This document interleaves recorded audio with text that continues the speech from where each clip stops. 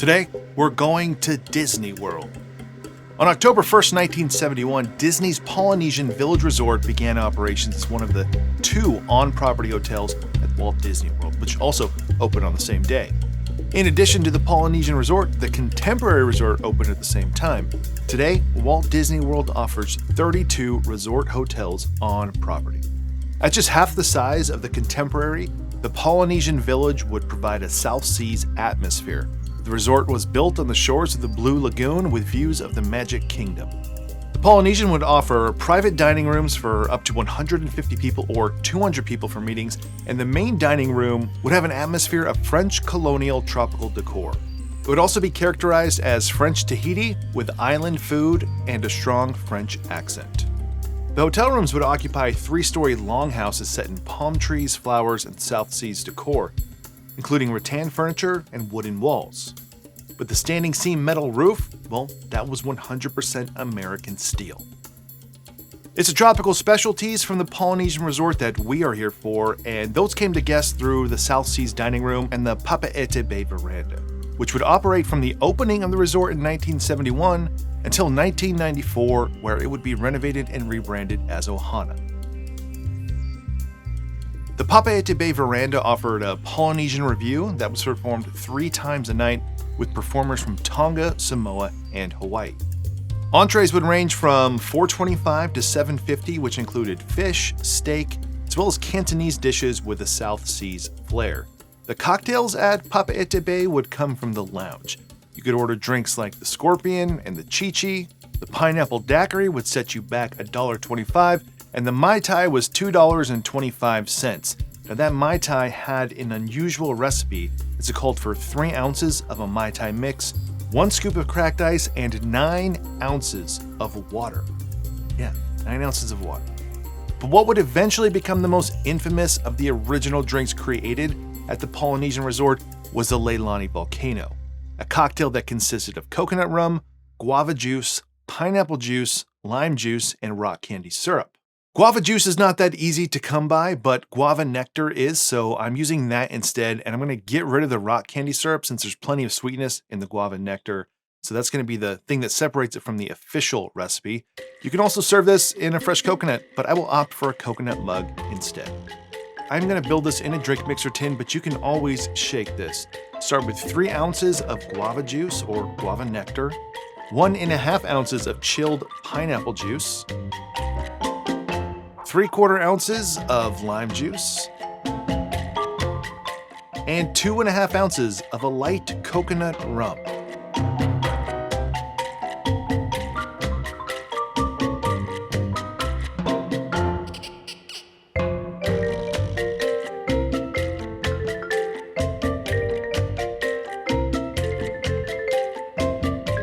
Just serve this in a coconut, and I'm going to garnish with an orange and a cherry flag made by pinning the cherry into the center of the orange slice with a toothpick.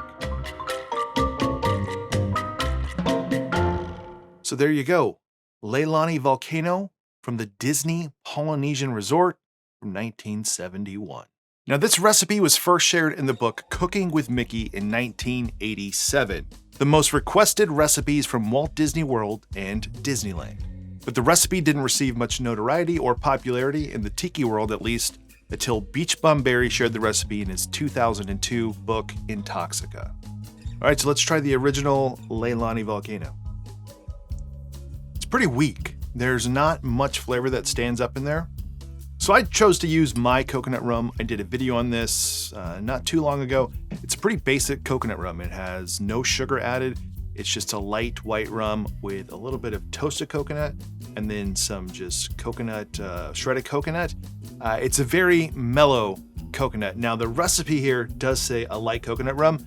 It doesn't differentiate between a liqueur or the ABV, so it didn't say Malibu, and I did not want to use Malibu or another liqueur. I wanted to try it with basically a real unsweetened rum. Having made this now and dial down the sugar, it probably could be fine with more sugar, but there's just a lot of juice in there. There's pineapple juice, the guava juice. The pineapple is a little much, I think. It kind of takes over the guava. It's dull as a drink, even if I think you used Malibu. which I don't want to do.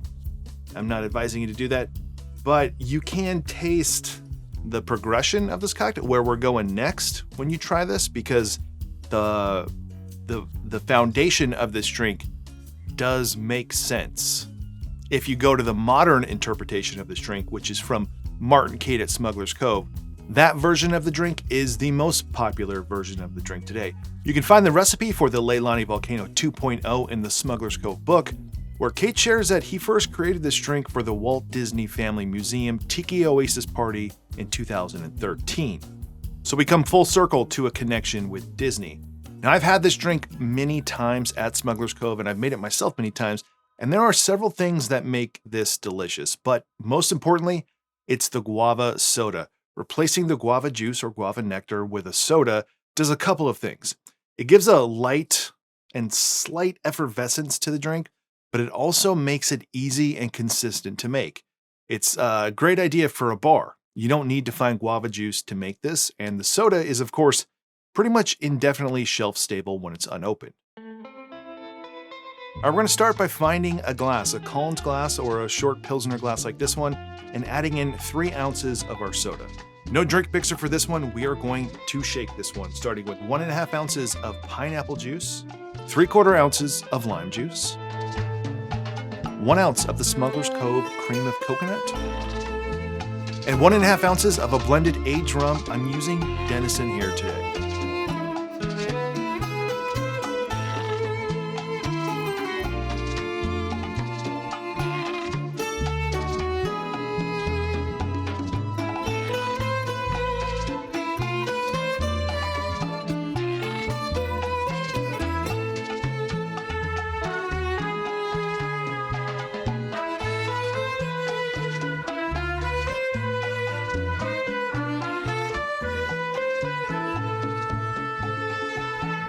So there you go, Lei Lani Volcano 2.0 from Smuggler's Cove. All right, let's try the Smuggler's Cove version.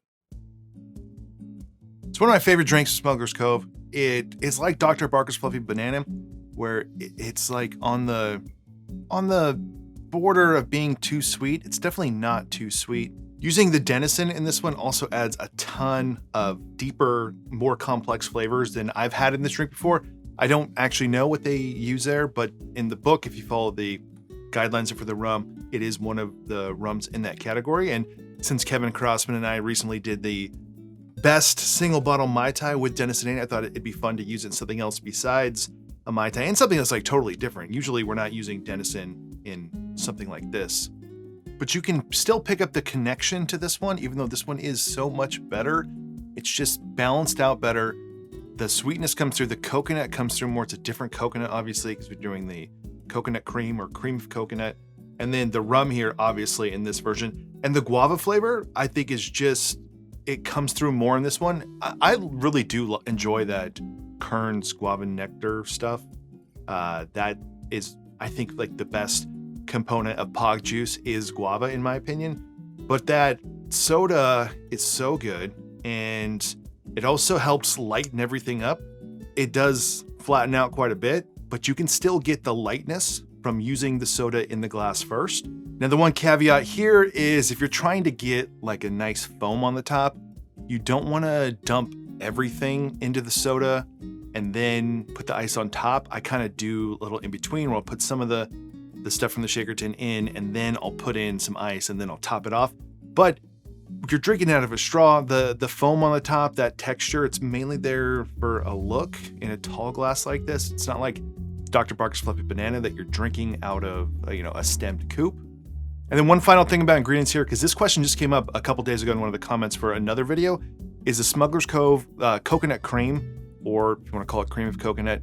Their recipe calls to take a can of, I think it's Thai Kitchen coconut milk, and add equal parts of a 2-to-1 rich simple syrup. And that's a real easy way to do cream of coconut instead of buying Coco Lopez or buying Real, but the sugar content in theirs is going to be much lower than a 50 bricks coconut mix, or the Coco Lopez, which is like around 66, 70, or Real, which I think is the same, 66, 70.